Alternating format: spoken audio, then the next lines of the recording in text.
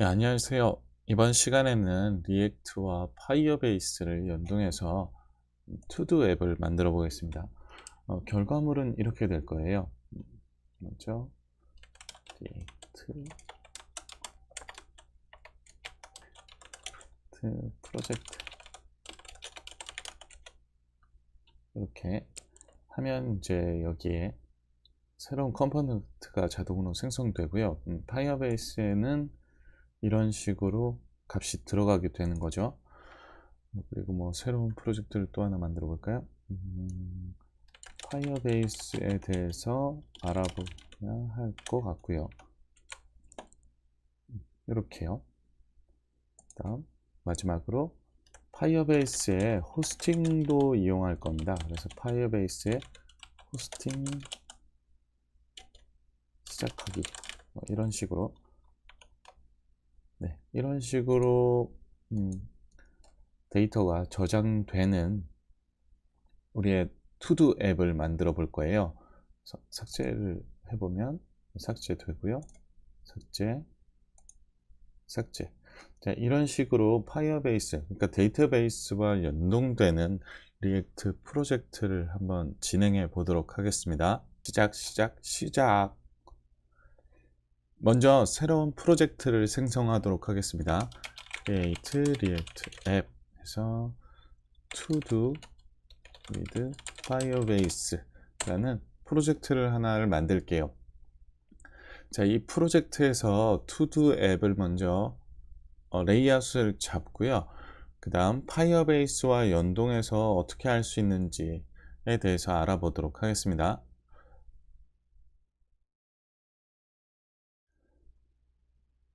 네, 프로젝트 설치가 완료됐고요. cd to do with firebase 코드 시작하겠습니다.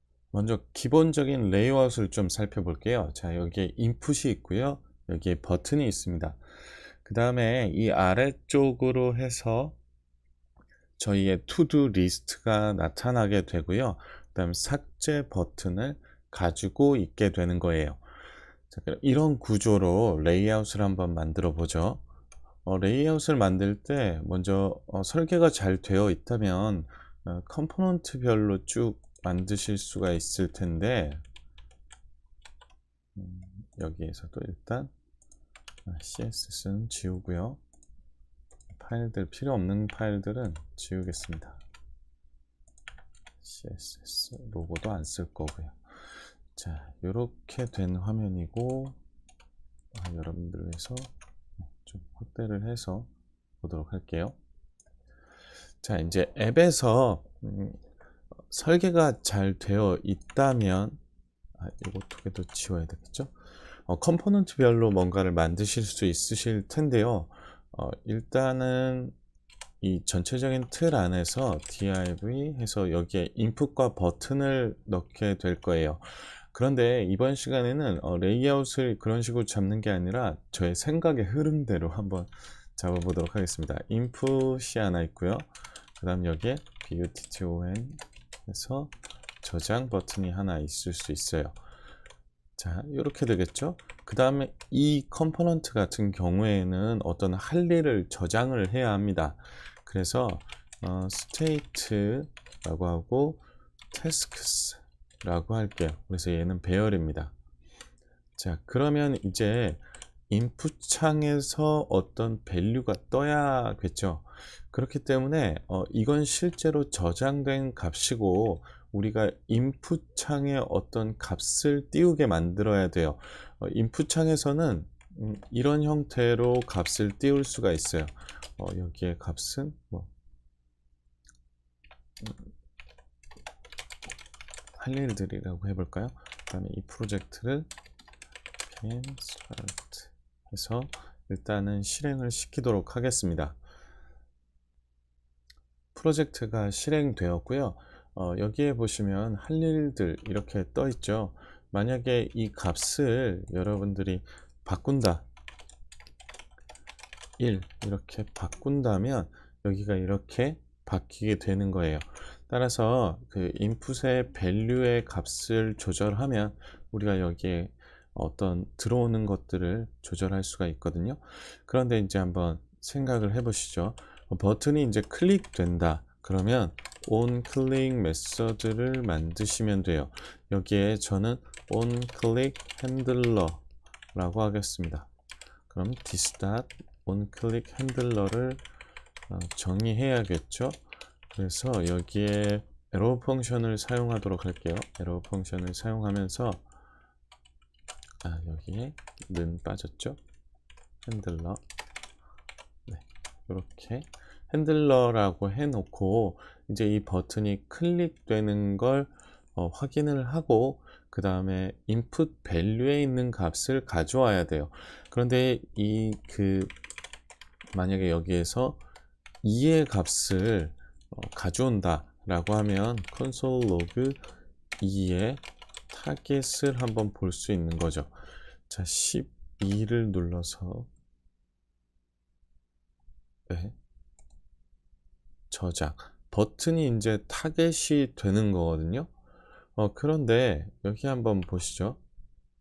여기에서 이제 저장을 눌렀을 때 우리는 버튼이 문제가 되는 게 아니라 인풋이 필요해요. 이 인풋에 있는 값이 필요한 거거든요. 그래서 이것을 어떻게 받아들여서 가공을 해야 돼요. 그쵸? 근데 이 타겟이 마땅치가 않단 말이에요. 그래서 이 인풋을 받아와야 하는데 예전 같은 경우에는 이걸 left type을 만들어 가지고 값을 가져왔는데 요즘엔 조금 다른 방식으로 해요. 그 다음에 또 한 가지 여기에 value를 1이라고 해놨으면 여기에서 쳐지지가 않아요. 어떤 값이 들어가지 않아요. 왜냐하면 여기에 있는 값은 고정된 값 1이라는 텍스트가 들어가 버렸기 때문이거든요. 자, 따라서 여기에 어떤 저장될 값을 스테이트에 마련하자는 거죠. 태스크에 이렇게 만들어 놓고 여기에서는 this.state.task라고 하면 되겠죠. 그러면 여기는 태스크가 지금 비어 있을 거기 때문에 그쵸? 여기 태스크가 비어 있을 거기 때문에 여기 뭔가를 쓸 수가 없는 상태가 돼 버렸어요. 하지만 여기 스테이트에 물린 상태는 됐죠. 그러면 인풋에 새로운 이벤트 하나를 on change라는 이벤트가 있어요. 그럼 this on change handler라고 할게요. 그러면 여기에서 on change handler를 구현해 주는 거죠. console log 2의 타겟을 한번 볼게요. 이 2는 이벤트 객체고 이 객체가 뭐에 맞았는지, 그러니까 어떤 이벤트를 맞았는지를 한번 봐야 되거든요. 네, 여기에서 이제 여기에 보시면 인풋에 맞았어요. 인풋에 이제 맞아 있거든요. 그러면 이제 2의 타겟이 여기에 보면 value를 가지고 있죠. 그러면 얘의 value까지도 물어볼 수 있는 거예요. 자, 저장을 했나요? 네, 저장을 하고 제가 미음을 눌렀거든요. 그럼 기억을 눌러볼게요. 기억. 미음, 디귿, 리을, 미음, 피읍, 시옷. 자, 이렇게 하나의 이벤트가 맞을 때마다 그 값을 가지고 와요. 그러니까 이 인풋 창이 어떤 값이 변화가 되면 이때 값을 가져오게 되어 있거든요. 자, 그러면 여기를 이제 이런 식으로 할 수 있죠. this.setState 한 다음에 여기에서 태스크를 고쳐주면 돼요. 이때 태스크를 이.target.value를 사용하는 거죠. 이때 그 값이 하나, 둘 이런 식으로 해서 값이 그 전에 있던 것이 그 다음 키보드 값에 추가돼서 나타나요. 그럼 이렇게 해 놓으면 이걸 보통 투웨이 바인딩을 하거든요. 그러니까 테스트크에 있는 값이 인풋으로 들어가요. 그 다음에 인풋에서 체인지 된 값이 다시 스테이트로 와요.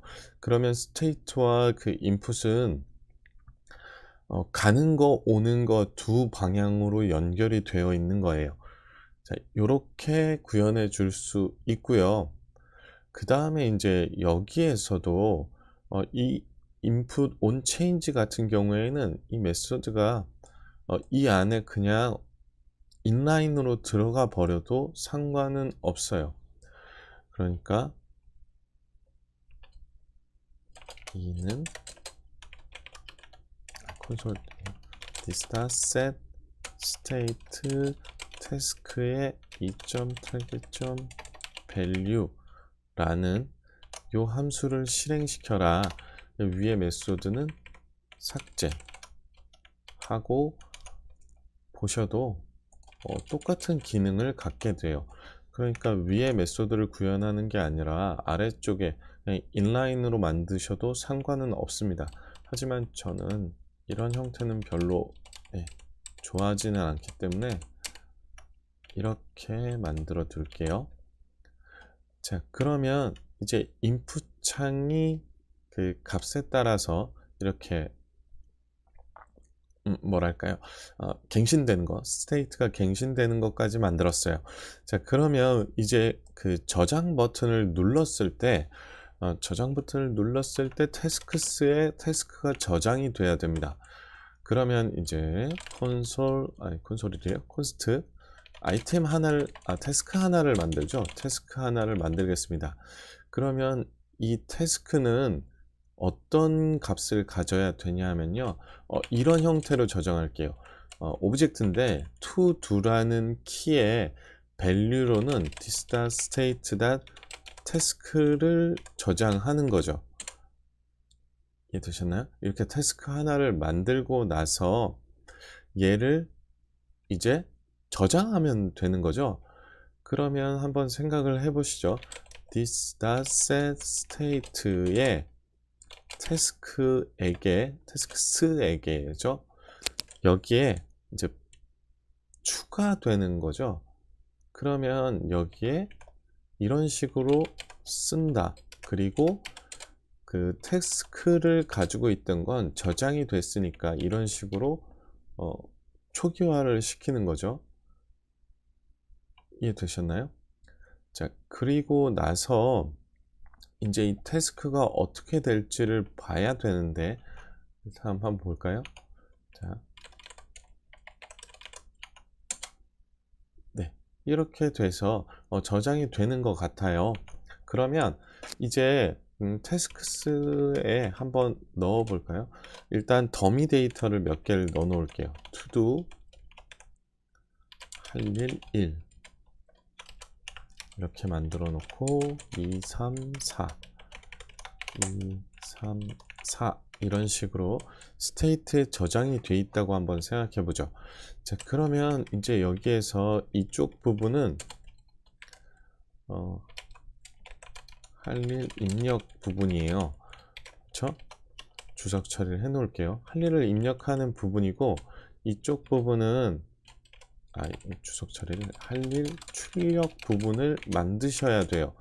자, 그럼 한번 만들어 볼까요? div로 부분을 나눠주고 여기에서 할 일 출력을 어떻게 할 것인가를 생각해 보면 이런 형태로 만들 수 있죠. 일단은 뭐 p 태그를 쓸까요? p 태그를 써서 여기에 할 일이 들어가 있고 그 다음에 버튼으로는 삭제 버튼이 들어가는 거예요. 그럼 생각해 보시죠. 여기에서 this.state.tasks의 0번에 to-do 이 to-do를 뭐 이런 형태로도 만들 수 있겠죠. to-do 한 다음에 여기를 닫아주면 되겠죠. 이렇게 해서 딱 보면 할 일 삭제 버튼이 나타나죠. 그럼 얘를 가지고 2, 셋, 넷, 4, 3 아이고 예 2, 3 이렇게 하면 뭐 할 일 1, 2, 3, 4 이런 식으로 나타나게 되거든요. 그런데 이제 이런 형태로 만드시게 되면 동적이지 않아요. 그러니까 뭐 새로운 게 들어가거나 하면 우리가 여기서 코드를 바꿔줘야 되죠. 만약에 4번도 들어왔어요. 그럼 4번을 프로그래밍해서 다시 올릴 건 아니죠. 이게 동적으로 처리돼야 되거든요. 그래서 여기를 또 이런 형태로 쓰시는 분들도 계실 수 있어요. 뭐 그러면 포문이다. 그래서 int래요. let i는 0부터 뭐 이런 식으로 해서 만드실 수도 있거든요. 그런데 이제 여기에서는 자바스크립트에서는 그렇게 하지 않고 이런 식으로 해요. 자, const에서 태스크를 디스플레이 할 녀석을 만들게요. 여기에 들어가는 건 뭐냐면 this.state. 그 다음 tasks에 이게 배열이죠. 배열이면 얘네를 한 번씩 순회하면서 만드는 녀석을 뭔가 조작하는 녀석을 만들게요. 자, 이렇게 되면 어떻게 되냐면 이 태스크 배열 안에 있는 것들을 하나씩 순회하면서 그 요소, 하나의 요소를 태스크에 넣어서 던지게 돼요. 그럼 여기는 지금 새로운 펑션이 됐죠. 그럼 여기에 이제 어떤 동작을 구현한 다음에 리턴 시켜 버릴 거예요. 자, 그럼 이렇게 리턴해서 이렇게 만들 수 있는 거예요. 자, 그냥 간단히 p 태그를 넣을게요. p 태그 한 다음에 태스크는 이게 어떤 태스크스 안에 있는 오브젝트가 됐겠죠. 그렇죠? 그러니까 태스크 안에 to-do 그걸 출력해서 나타내라 하면 얘가 어떻게 되냐면 콘솔 로그를 통해서 태스크 디스플레이를 한번 출력해 볼게요. 자, 태스크 디스플레이를 출력해 보면 이런 형태가 만들어져요. 그런데 우리가 저희 예전에 배웠던 리액트 엘레멘트로 채워져 있어요. 자, 그러니까 우리가 여기에서 p 태그를 사용해서 진짜로 HTML로 가는 게 아니라 이 JSX에서 이렇게 하면 리액트 크리에이트 엘레멘트로 치환이 된 녀석들이 들어가 있는 거예요. 그럼 여기에서 렌더링 실제로 될 때는 그 크리에이트 엘레멘트를 통해서 새로운 태그가 생성되는 거죠. 그리고 얘를 잠깐 보시면 얘가 배열이에요.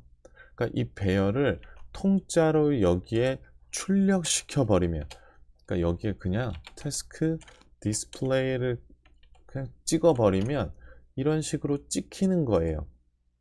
근데 이때 문제는 뭐냐면 여기에 경고가 하나 뜨는데 항상 유니크한 키를 가져야 된다라고 얘기하고 있어요.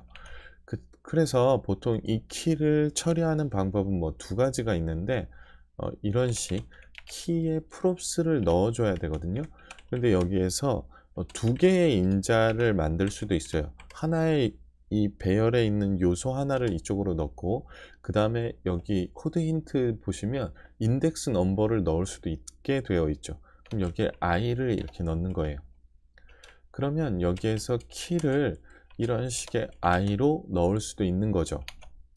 이렇게 되면 에러 창은 사라졌어요. 그래서 요소를 검사 한번 해볼게요. 이걸 검사를 해보시면 여기에 p 태그라고 나타나고 저희가 넣었던 키가 들어가 있지 않아요. 하지만 이 내부적으로는 이 키를 갖게 되게 됩니다. 그래서 이 키를 가지고 뭔가 나중에 조작을 하게 될 거예요. 자, 그러면 여기에서 이제 잠깐만 보죠. 여기에서 이게 이제 버튼까지도 여기에 들어가야 되거든요. 그럼 여기 이런 식으로 button을 넣어서 삭제라고 한 다음에 여기를 이런 식으로 감싸 주어서 표현할 수도 있는 거죠. 그런데 이렇게 하게 되면 문제가 뭐냐면 여기 두 개가 하나의 분모에 묶여 있지 않아요. 그러니까 리액트에서 항상 말씀드렸죠. 얘가 크리에이트 엘레멘트로 두 개가 병렬적으로 이렇게 독립적으로 있게 되는 거거든요. 그럼 얘는 에러가 나요. 이렇게 에러가 납니다. 따라서 얘를 묶어 주어야만 해요. 따라서 div로 이렇게 묶어 줄게요. 묶어 줬습니다. 그런데 이렇게 묶어 주게 되면 문제가 하나가 또 생기는데 또 키에 대한 문제예요. 뭐냐면 여기에 P는 키를 얻었지만 여기 최상위가 키를 얻지 못했어요. 따라서 여기에 있는 키는 필요가 없고 여기에 있는 키가 필요한 거죠. 이런 식으로 해서 구현을 해주면 여기가 에러 없이 이렇게 출력이 될 수 있습니다. 자, 그러면 기본적인 레이아웃을 이제 이런 식으로 잡아놨죠. 그 다음에 또 한 가지만 말씀드릴게요. 여기서 하하하 라고 한 다음에 저장을 눌러야 되는데 포커스가 여기 가 있죠. 그래서 저장을 엔터를 치면 저장이 안 됩니다. 그 문제는 뭐냐면 이게 같은 폼으로 묶여 있지 않아서 그래요. 그러면 이 폼을 묶어 줄게요. 그러니까 여기에서 어떤 우리의 폼이라는 건 하나의 데이터를 전달하는 창이거든요. 죄송합니다. 폼이라고 하고 이렇게 닫아줄게요. 그 다음에 여기에서 이런 식으로 폼을 묶어주게 되면 여기에서 내가 뭔가의 값을 이렇게 친 다음에 엔터를 포커스가 저장행 버튼에 가 있지 않은 상태에서 엔터를 쳐도 얘가 가져가게 된다는 거죠.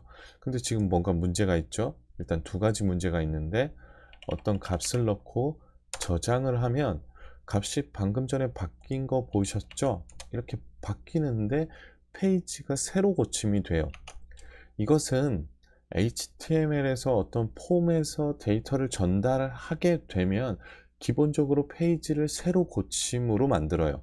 그러니까 페이지를 새로 고치다 보니까 원래 이 태스크에 있던 새로 들어간 데이터가 사라지고 원래 데이터가 나타나는 거죠. 그래서 이때 이벤트 객체를 여기서 안 받고 있는데 클릭해서 저장이 됐을 때 이 프리벤트 디폴트